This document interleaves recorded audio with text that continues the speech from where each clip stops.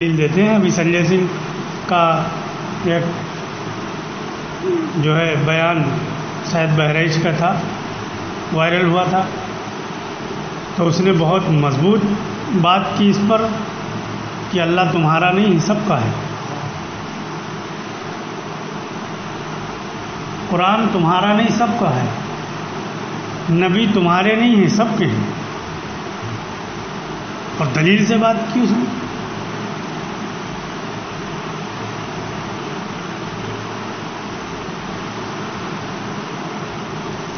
کہ اس نے کہا کہ اللہ نے جب سب کو پیدا کیا ہے تو وہ سب کا اللہ ہے. ایسا تو نہیں کہ مسلمانوں کو کھلا رہا ہم کو نہیں کھلا رہا ہے. محمد صلی اللہ علیہ وسلم کے بارے میں کہا، قرآن میں اللہ نے کہا ہے کہ رحمت للعالمین ہے، تو آپ نے کیسے بانٹ لیا کہ ہمارے ہیں؟ جتنے آپ میں اتنے ہمارے ہیں. اب منشا ان کی کچھ بھی رہی ہو، چناؤ ہے مسلمانوں کو لبھانے کے لیے کہہ رہے ہوں یا جیسے بھی کہہ رہے ہوں، وہ ان کا معاملہ ہے. تو کیا بات چل رہی تھی کہ کلمے کی گواہی سے مسلمان بنتا ہے. کتنوں نے کلمے کی گواہی دی؟ کتنوں نے دی؟ اور گواہی کیسے دی جاتی ہے؟ گواہی مخالف ماحول میں دی جاتی ہے. گواہی کسی آدمی کو، دو آدمیوں نے جھگڑا کیا، آپ نے کہا ہم نے دیکھا ہے، کس کی غلطی ہے کس کی نہیں ہے، کس نے مارا کس نے نہیں مارا ہے، تو پولیس نے آپ کا نام گواہی میں لکھ لیا کہ دو لوگوں نے جھگڑا کیا، وسیع بھائی گواہ ہے، انہوں نے دیکھا. گواہی کہاں دیں گے؟ یہ اپنے گھر میں دیں گے؟ ان کی گواہی کہاں ہوگی؟ ہاں زور سے بولو. عدالت پہ ہوگی نا. اب جب یہ عدالت پہ گواہی دیں گے تو ان کے گواہی دینے پر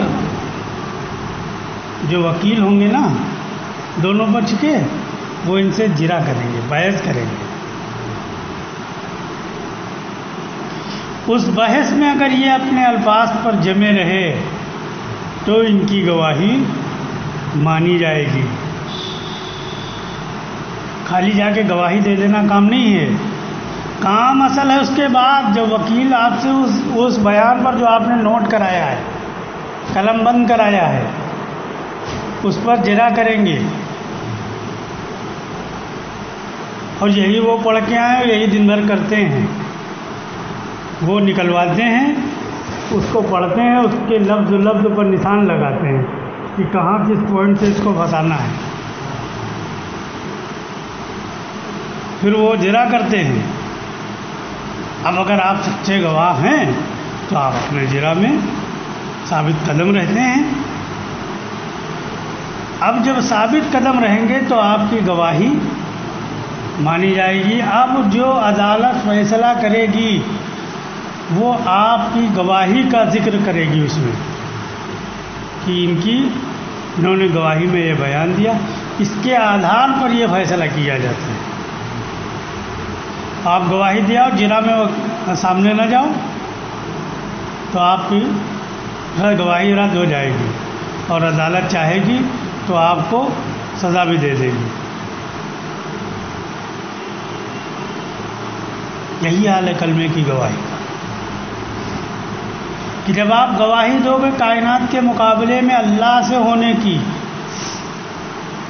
تو تمام کائنات کے نقشے آپ سے مقابلے پر آئیں گے.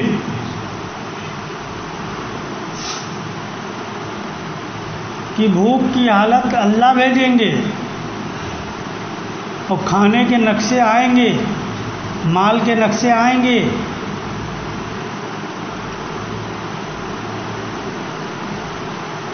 حالات خوف کا اللہ بھیجیں گے، امن کے نقشے آئیں گے حکومتوں کی طرف سے، حاکموں کی طرف سے. مالداروں کی طرف سے، خاندان والوں کی طرف سے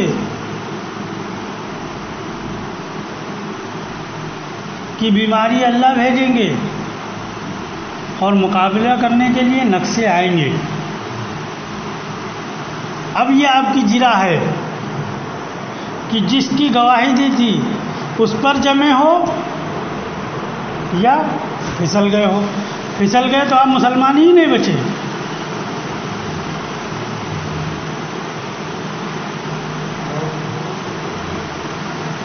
مسلمان کہاں ہوئے پھر؟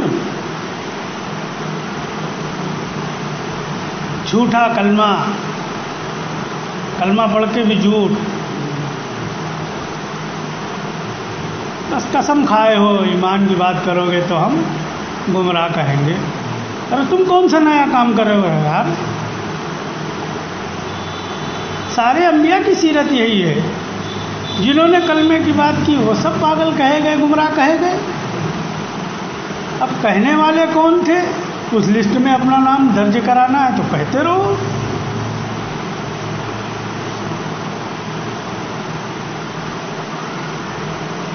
اس کی پرواہ نہ کرو۔ اگر آپ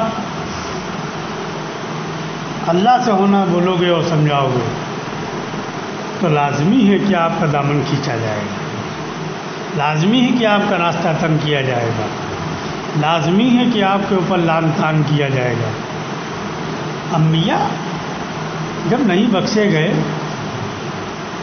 ہاں اب اس پر اگر آپ کی نگاہ ہے،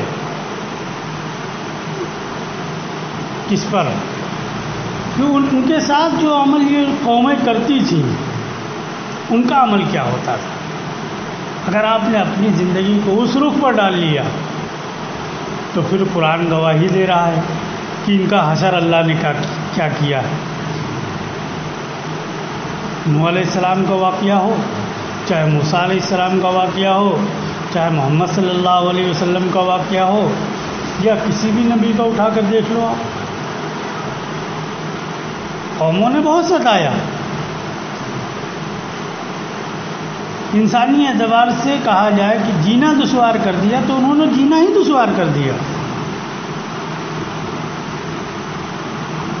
لیکن وہ اپنے قول پر، اپنے عمل پر جمے رہے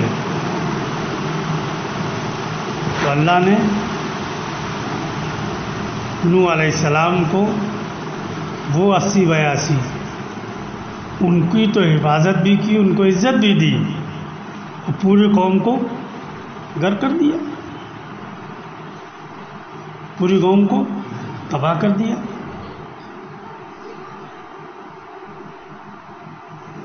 کہ موسیٰ علیہ السلام کا بیٹا جس کو اللہ نے ان کی بیوی کے جسم سے پیدا کیا ہے، نوح علیہ السلام کا بیٹا، اب جب وہ طوفان اللہ نے بھیجا اور بیٹا سامنے غرق ہو رہا ہے، ڈوب کے مر رہا ہے، باپ ہیں، ترس آ گیا، اللہ سے کہہ دیا کہ اللہ آپ نے وعدہ کیا تھا کہ ہم تمہارے اہل و عیال کو بچائیں گے، تو یہ تو بیٹا ہے ہمارا، یہ کون ہے؟ بیٹا ہے۔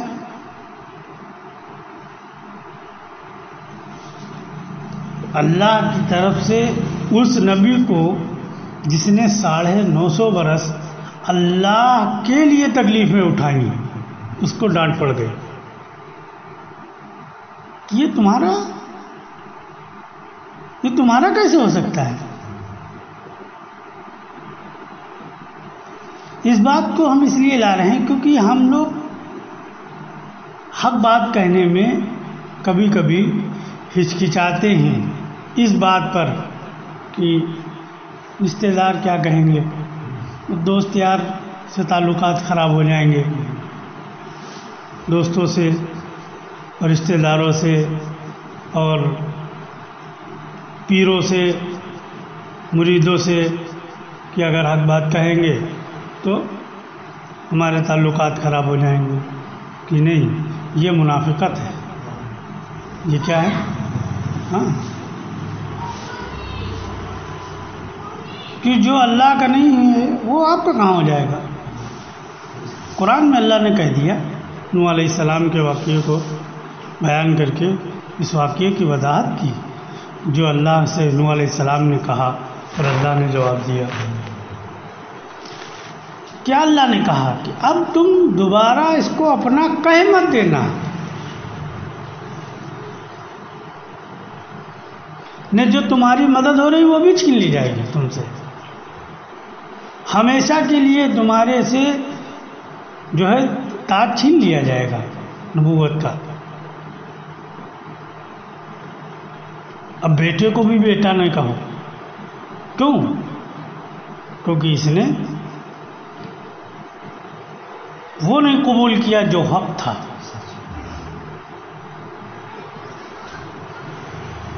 تو پتہ یہ چلا کہ اس کے مقابلے پر کسی کی پرواہ نہ کرو. اگر آپ نے کسی کی بھی پرواہ کی تو آپ حق سے رک جاؤ گے. ہاں، چاہے جتنا لوگ لا کے رکھیں کہ اکرام بھی ضروری ہے اور اخلاص بھی ضروری ہے اور بڑوں کی عزت بھی ضروری ہے، کہ کب ضروری ہے؟ ایمان میں آ جاؤ، اب تمہارا حق آئے گا ہمارے اوپر.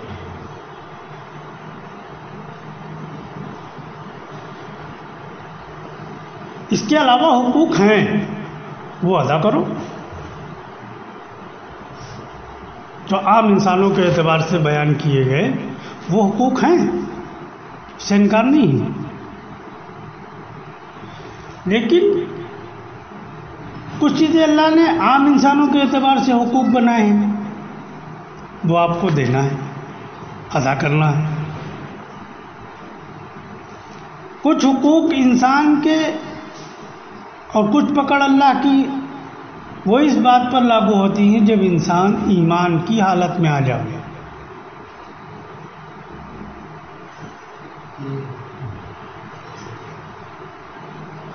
اب انسان ایمان میں نہیں ہے تو حقوق بھی نہیں ہے. اب وہ روایتیں آپ کے سامنے لا کے رکھیں گے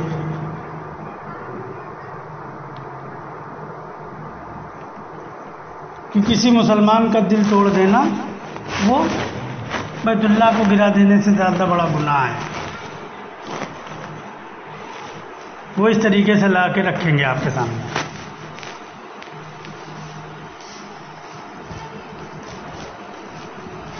کس بات پر دل توڑ رہے ہیں؟ ایک اس کا حق ہے، اس کو روک کے آپ دل توڑ رہے ہیں، واقعی میں آپ گنہگار ہیں، اللہ کی پکڑ ہوگی. اب اس کا دل اس پر ٹوٹ رہا ہے کہ ہم اللہ سے ہونا بول رہے ہیں. ارے وہ ٹوٹ جائے چاہے سڑ جائے، ہم کو کیا کرنا ہے؟ کیا اس کے لیے ہم اللہ سے ہونا بولنا چھوڑ دیں کہ یہاں سمجھوتا نہیں کیا جائے گا؟ اس کے حقوق میں سمجھوتا کیا جائے گا، اس کا جو حق ہے وہ ادا کیا جائے گا. لیکن اس کا دل ٹوٹ رہا ہے اس لیے کہ آپ اللہ سے ہونا بول رہے ہو، اس لیے لوگ آپ کی مخالفت کر رہے ہیں، ہم کو بڑی تکلیف پہنچ رہی ہے. تمہاری تکلیف پہنچے اور چاہے تمہارا بدن سڑ جائے، ہم حق بات کہنے سے تو نہیں رکیں گے، اور رک گئے تو ہمارے لیے خسارہ ہے، ہمارے لیے گمراہی ہے. تو یہ دو چیزیں الگ الگ ہیں، یہ دو چیزیں الگ الگ ہیں. بھائی کے اعتبار سے جو اس کا حق ہے وہ ادا کیا جائے گا، اور اللہ کے اعتبار سے جو معاملہ ہے اس میں سمجھوتا نہیں کیا جائے گا کہ بھائی مخالف ہے، استاد مخالف ہے، اور پیر مخالف ہے، امیر مخالف ہے، مولوی مخالف ہے، مفتی مخالف ہے، اس لیے حق نہ کہا جائے کہ نہیں. اور کہو کہ جب حق کے کہنے پر مخالفت ہوتی ہے تو فیصلے کی گھڑی آ چکی ہوتی ہے. کیا ہوتا ہے؟ فیصلے کی گھڑی آ چکی ہوتی ہے. کہ اب تو اور مضبوط ہو جاؤ، کیونکہ اب اللہ کا فیصلہ آنے والا ہے۔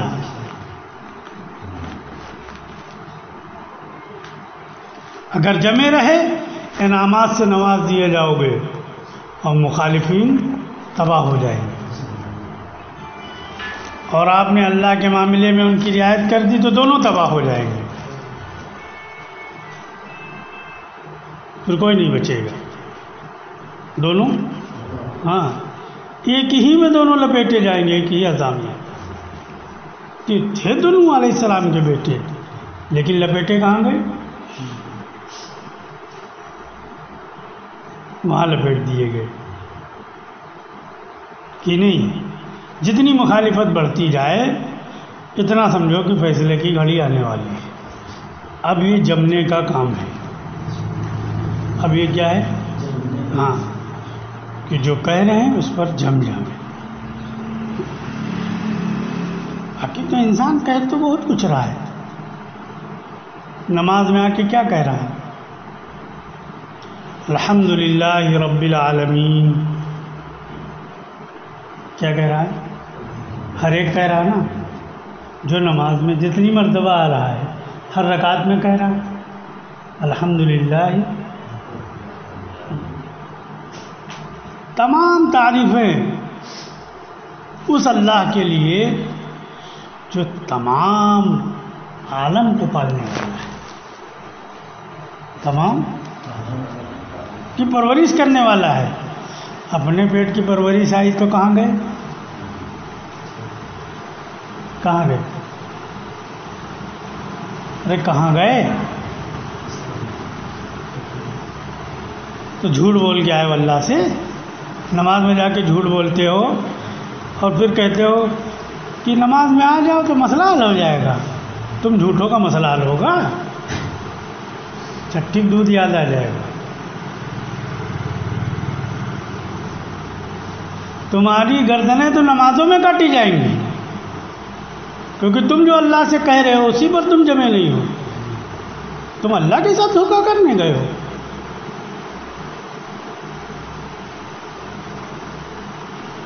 تم اللہ کے ساتھ دھوکہ کرنے گئے ہو۔